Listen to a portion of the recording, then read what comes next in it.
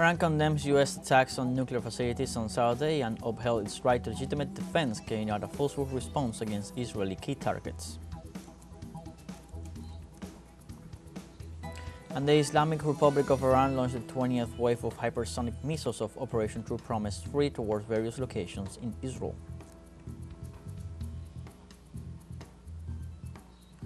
Meanwhile, in Venezuela, young people are proposing communal projects which will be voted on next July 27th in a nationwide popular consultation.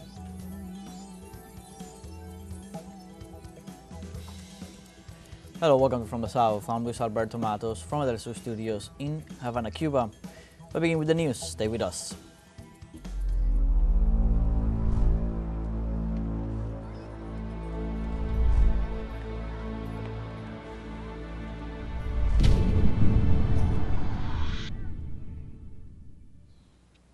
President Donald Trump announced the United States' decision to become directly involved in the Israel-Iran war following its launch of attacks against nuclear facilities in the Persian nation.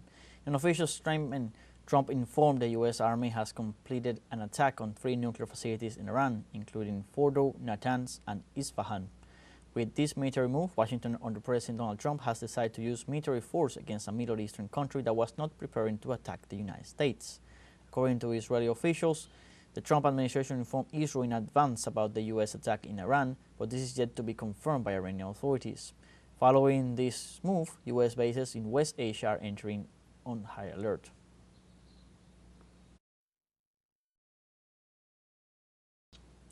The Foreign Minister of Iran, Abbas Araghchi, described the operation by the United States as a brutal military aggression and claimed that the only thing that exploded on Sunday is the diplomacy of the United States. During an address from Istanbul in Turkey, Araghchi reminded that Tehran has insisted several times on the alternative of dialogue. Now, after the aggression, no one can demand that it resumes that path. In this context, the Iranian foreign minister, who announced his intention to travel to Moscow to meet with Russian President Vladimir Putin, questioned how much space may be left for a concerted exit and confirmed that compliance with the Nuclear Non-Proliferation Treaty has not served to protect Iran. Moreover, Araghchi held the U.S. government responsible for the consequence of its actions, including Iran's legitimate response to the latest aggressions. Including the Islamic Republic of Iran's right to... The world must not forget that it was the United States which, in the midst of a process to forge a diplomatic outcome, betrayed diplomacy by supporting the genocidal Israeli regime's launch of an illegal war of aggression on the Iranian nation. Not content with such malign actions, the United States itself has now also opted for a dangerous military operation and aggression against the people of Iran. In doing so, the U.S. administration holds sole and full responsibility for the consequences of its actions, including the Islamic Republic of Iran's right to self-defense under the principles of the United Charter. And both congressional Democrats and Republicans condemned the U.S. attack on Iran's nuclear bases, emphasizing that it is unconstitutional. Following President Trump's confirmation of the bombing against Iran, Republican and Democrat congressmen condemned the U.S. attack and denounced the decision, arguing that it should have passed Congress. According to U.S. law, Congress has the power to declare war on a country. Thus, the attack on Iranian facilities is considered an act of war against Iran, which was directly and unjustifiable attack by Israel a week ago. With one answering present, the bill is passed. And in this context, let's listen to what Bernie Sanders had to say about attacks which he called unconstitutional. This is a statement from Donald Trump, quote, "We have completed our very successful attack on the 3 nuclear sites in Iran," etc.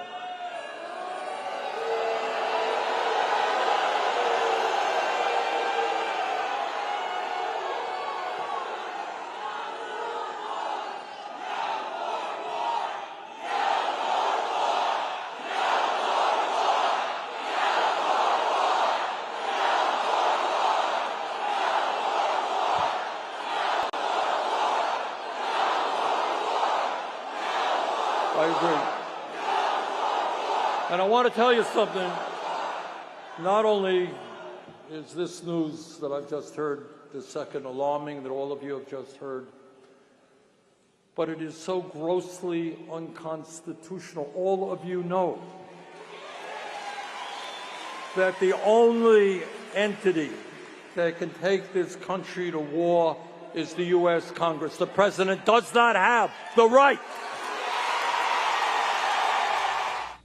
President Donald Trump has assured on Saturday that Iran's main nuclear facilities were destroyed following a U.S. attack. These allegations contrast with the tranquility of the country despite the aggression. The Iranian Nuclear Authority announces that no human casualties have been recorded following the bombing of its nuclear bases. Specifically, the announcement detailed that there is no danger to the inhabitants of the areas near the bombed targets.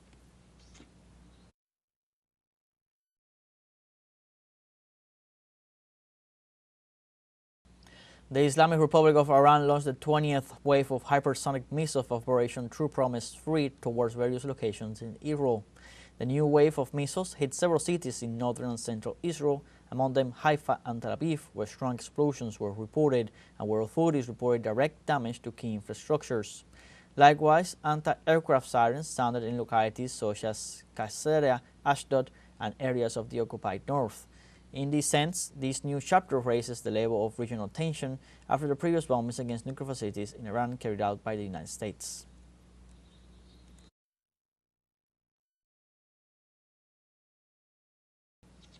Iran has requested an emergency meeting of the United Nations Security Council, it said in a letter issued Sunday, urging the Council to condemn the U.S. strikes on its nuclear facilities. In the letter, Iran's ambassador to the UN, Amir Saeed Iravani, called the U.S. attack a great threat against regional and international peace and security. He confirmed the details of the attack, which targeted the Fordow, Natanz, and Isfahan nuclear sites in the early hours of Sunday morning. He also alleged the attacks were under the full supervision of the International Atomic Energy Agency, the UN's nuclear watchdog. The strikes violate the UN Charter and the International Non-Proliferation Treaty, he added in the letter, urging an emergency meeting to examine this unlawful act, adopt necessary measures to condemn it, and ensure that those responsible will not be left unpunished.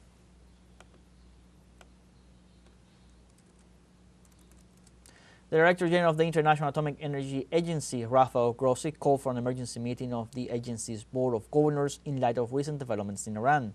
Meanwhile, Iran's Atomic Energy Organization has formally demanded an international investigation into the U.S. missile aggression targeting its nuclear facilities.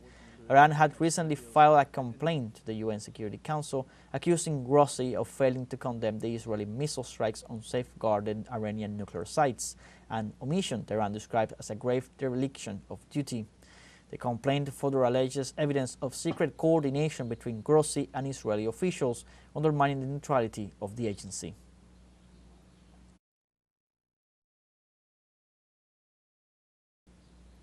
And the Yemeni movement Ansarullah announced the end of its agreement with the United States, accompanied by a warning of an imminent military response.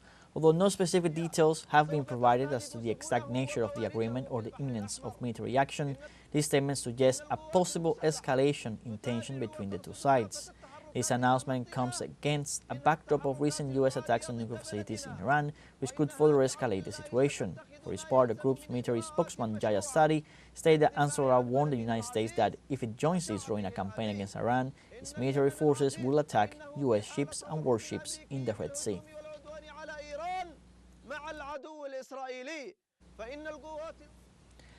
In an official statement from the Saudi Arabia Ministry of Foreign Affairs, the country condemns the unjustified aggression by the U.S. government on the Islamic Republic of Iran. The communique condemns and denounces the violation of the sovereignty of the Islamic Republic of Iran and expresses the need to make every effort to exercise restraint. Furthermore, a call was made to the international community to redouble its efforts in these extremely sensitive circumstances to reach a political solution that would guarantee the end of the crisis in the Middle East.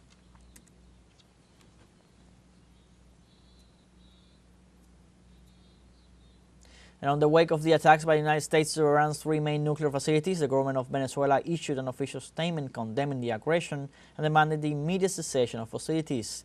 The statement categorically condemns the strikes carried out at the request of the State of Israel against nuclear facilities in the Islamic Republic of Iran, the Fordow, Natanz, and Isfahan complexes. It reads, This attack constitutes an illegal, unjustifiable, and extremely dangerous act of aggression that flagrantly violates the United Nations Charter, international law, and the most basic principles of respect for the sovereignty of states. Moreover, it refers to the global environmental threat posed by any attack on a nuclear facility, hence to international peace. The statement wraps up by reaffirming Venezuela's solidarity with the Iranian people and Venezuela's commitment to peace, sovereignty, and the defense of international law as the only path to coexistence amongst nations. And the President of the Bolivarian Republic of Venezuela, Nicolás Maduro, categorically condemned the U.S. attack on Iran.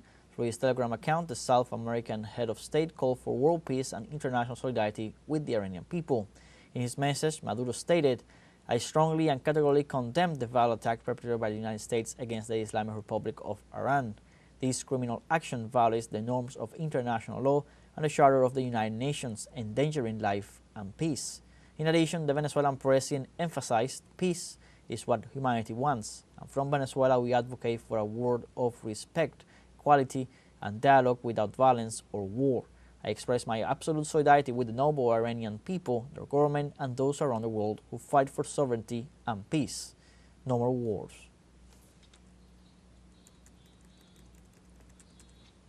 Now, have a short break coming up. Remember, you can join us on TikTok at teleSUR English. We'll find news in different formats, news updates, and much more. We're going to be right back. Stay with us.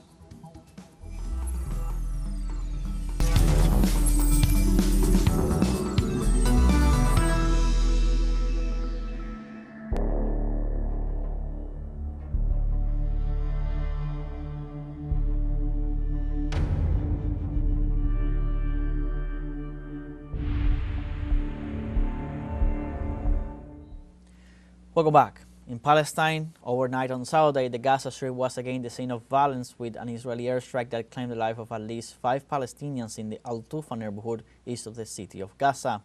Local media confirmed that the impact occurred in a residential area, adding this event to the growing list of attacks in the region, deepening concern for the security of the civilian population in Gaza. It is important to note that since October 2023, when the Israeli aggression in Gaza began until now, more than 55,000 Palestinians have been killed due to Israel's constant attacks, while more than 31,000 individuals have been injured.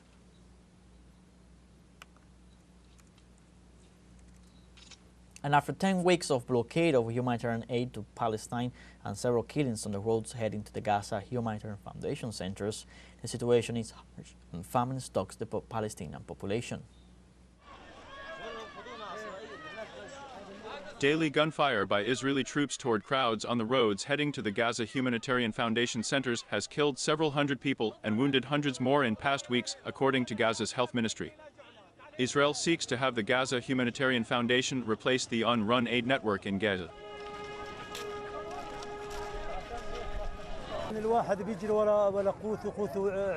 One runs after his own sustenance and the sustenance of his children.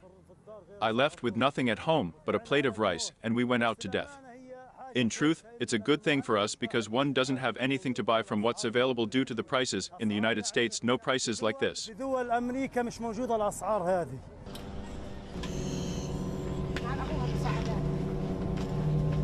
Thousands of people must walk miles to reach the Gaza Humanitarian Foundation centers, 3 of which are in the far south outside the city of Rafah. Palestinians said the danger begins when the crowds enter the Israeli military zone encompassing Rafah. Those who managed to survive the Zionist massacres and reach the Gaza Humanitarian Foundation centers face a harsh reality: total food shortages.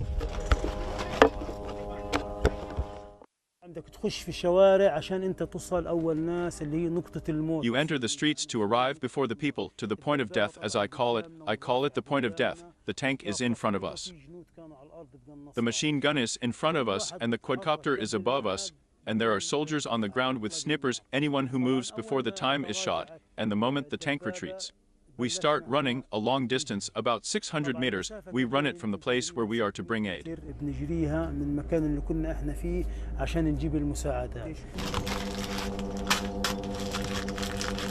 Israel claims that it has only fired warning shots at suspects approaching its forces on the roads leading to the Humanitarian Foundation's food centers in Gaza. However, prior to the incidents of the past few days where Israel has intensified its killings, The Gaza Strip Ministry of Health claimed that at least 300 people had been killed and more than 2,600 injured near aid distribution points since the GAF began operations in Gaza on May 26.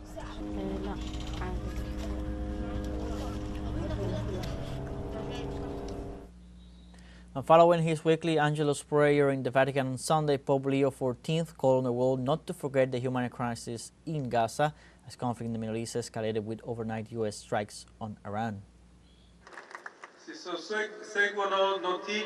Alarming news from the Middle East, especially from Iran, are coming one after the other.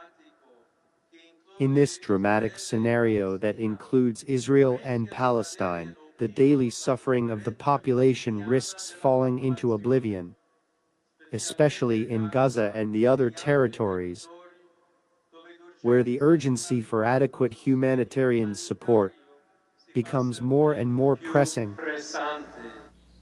And in Sudan, the aggressions of paramilitary rapid support forces made the people go through famine. In this context, social movements warned that the inhabitants of El Fasher city were suffering from the scourge. Activists further pointed out that the displaced people in the Sam camp were formally declared this year in a situation of famine. Meanwhile, the city's surroundings have been taken over by the paramilitary forces despite the efforts made by both the Sudanese army and the militias of the governor of Darfur region to defend them. Amid this scenario, the Resistance Committee of El Fasher city called the government for immediate intervention to provide basic materials and a sustainable solution to the population.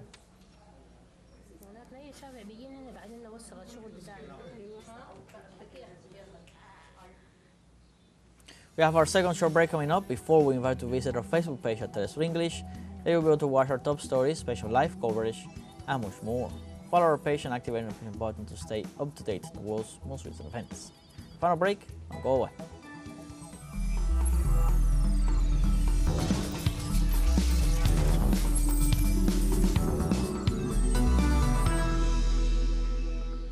Welcome back. In Venezuela, young people are proposing communal projects which will be voted on next July 27th in a nationwide popular consultation. President Nicolás Maduro urged the country's youth to put forward projects to benefit both young people and their communities. On his part, People's Power Youth Minister Sergio Lotartario stressed the importance of this process in consolidating a participatory democracy. Over the next few weeks, Venezuelan youth will gather at some 40,000 communal councils to discuss proposals that will go to vote next July 27th.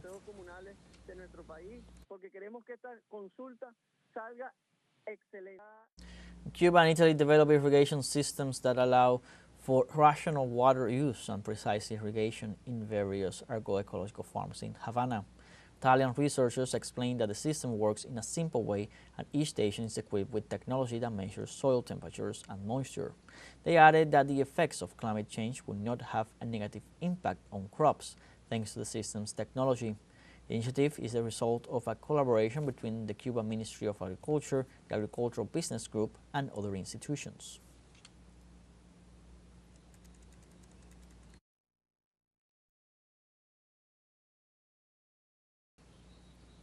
And in the United States, a federal judge has blocked President Donald Trump's decree that would prevent foreign students from enrolling at Harvard University. The judge extended the validity of the ruling indefinitely in the face of the presidential decree, leaving without effect the immigration policy promoted by the White House against one of the most prestigious institutions in the country. The ruling came after weeks of growing tensions between the Trump administration and Harvard. Trump was asking for an oversight of academic appointments, curricular content, and lines of research at the university. In his court defense, Harvard denounced political retaliation and defended its constitutional right to academic freedom and free speech protected by the First Amendment of the Constitution.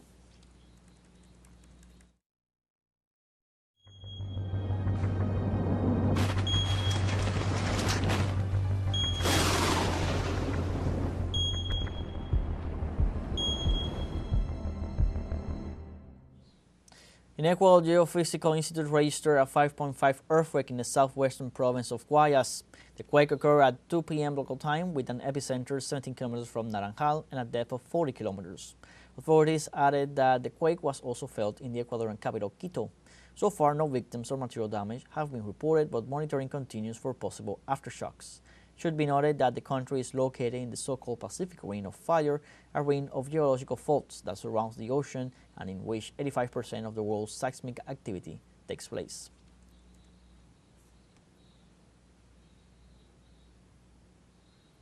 In Croatia, a major forest fire broke on the Adriatic coast, affecting hundreds of residents. According to authorities, the epicenter was located in Pisac town near Split, the capital. During their rescue effort, a firefighter and several residents were injured due to the intensity of the flames. Meanwhile, the Air Force deployed several firefighting specialized aircraft, also roads south of the town were blocked to contain the spread of the fire.